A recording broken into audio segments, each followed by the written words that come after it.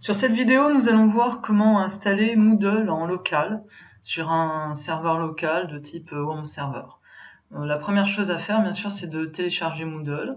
Je vais donc sur le site de moodle.org.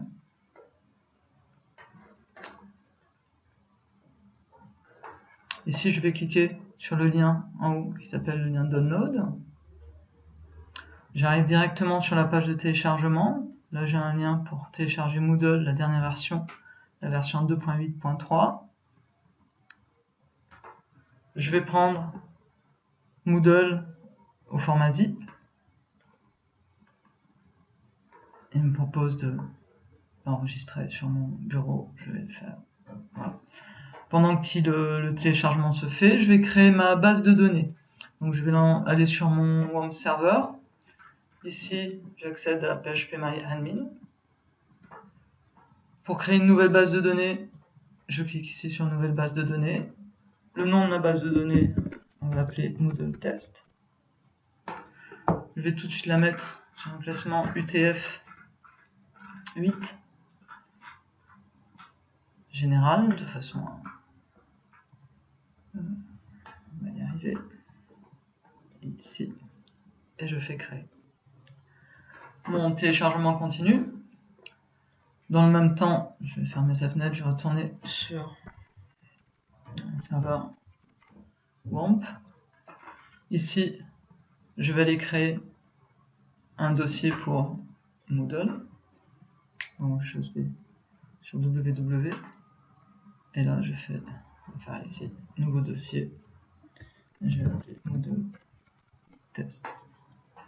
C'est à l'intérieur de ce dossier que je vais en fait downloader, charger tous les fichiers que j'aurai téléchargés, qui vont arriver d'ici peu ici.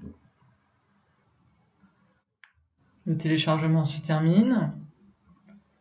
Je clique pour ouvrir le fichier zip. Le fichier zip est ici. Je clique sur extraire tout. Extraire. L'extraction est en cours.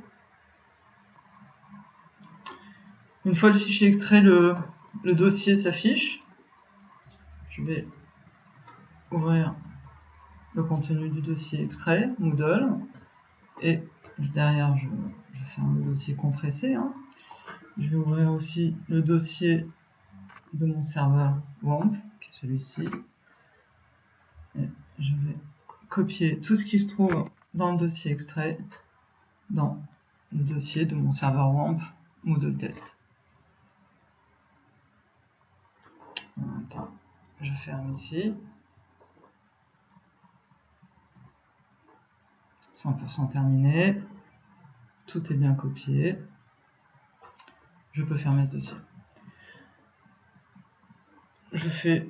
Je rafraîchis la page de façon à voir en fait mon nouveau projet Moodle Test qui devra apparaître ici. Donc le voici. Je clique ici et là ça va lancer l'installation directement de mon serveur Moodle. Je choisis la version française qui est ici et je clique sur Next. Suivant. Donc, ici il m'indique l'adresse web où se trouvent les fichiers de Moodle. Donc l'adresse web d'installation, l'adresse du dossier Moodle, l'adresse web, et là le dossier de données Moodle Data. Attention, ce dossier de données est très important, c'est lui qui va contenir tous vos cours. Il doit se trouver bien sûr à la racine. Vous verrez que d'office Moodle vous impose de le mettre à la racine de votre serveur, non pas à la racine du dossier d'installation, mais bien à la racine du serveur de l'hébergeur. D'accord ? Je vais lui donner un nom un peu plus explicite, puisque c'est Moodle Test Data, et je clique sur Suivant. La base de données,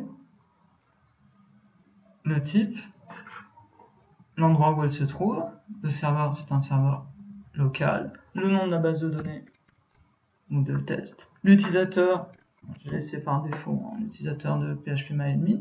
Ici on peut modifier si on veut, donc on va mettre par exemple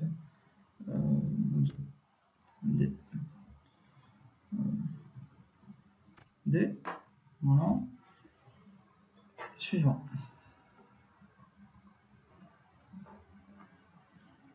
Les indications de copyright. Vous avez bien compris ces conditions. Oui. Je clique sur continuer. Il est conseillé de les lire, bien sûr. L'installation de Moodle côté serveur, il fait un contrôle au niveau de PHP. Ça n'empêche pas l'installation, puisqu'il vous dit en bas, votre environnement serveur possède les modules requis.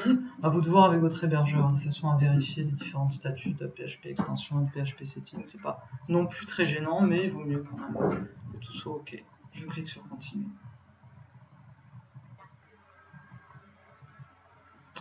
L'installation du système, vous allez voir, ça va s'afficher au fur et à mesure que les bases de données s'installent.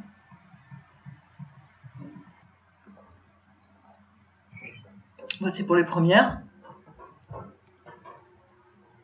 C'est assez long. Vous verrez. Déjà là, c'est en local, c'est assez long. Vous verrez sur votre hébergeur, c'est tout aussi long, si ce n'est plus.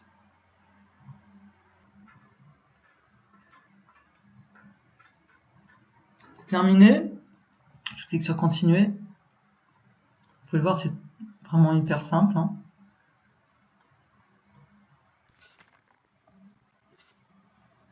Voilà, l'installation est terminée. Il vous demande maintenant de définir l'administrateur du site, le super admin, on va dire. Je vais mettre mon nom, mon prénom en l'occurrence. Il doit être en minuscule. Tous les caractères des logins pour les utilisateurs de Moodle doivent être en minuscule. Nous verrons par la suite pour les méthodes d'authentification, lesquelles appliquer. Je définis un mot de passe.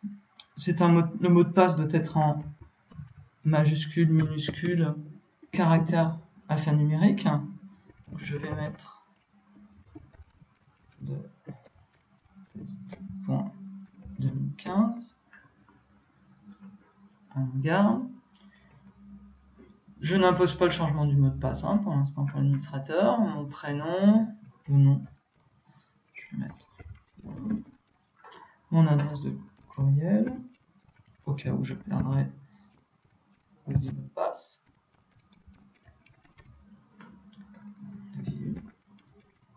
Très important quand même.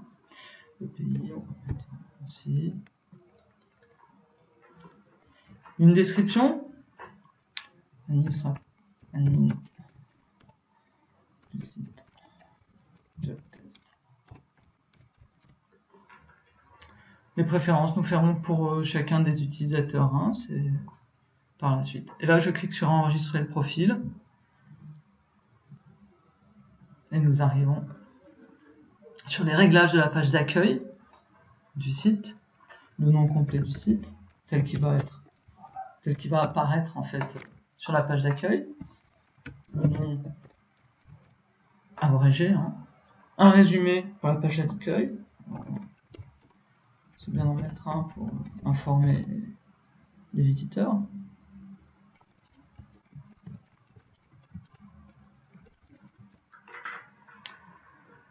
On verra par la suite la gestion de l'authentification. Je fais enregistrer les modifications et là, l'installation est terminée. Nous arrivons sur la page d'accueil du site.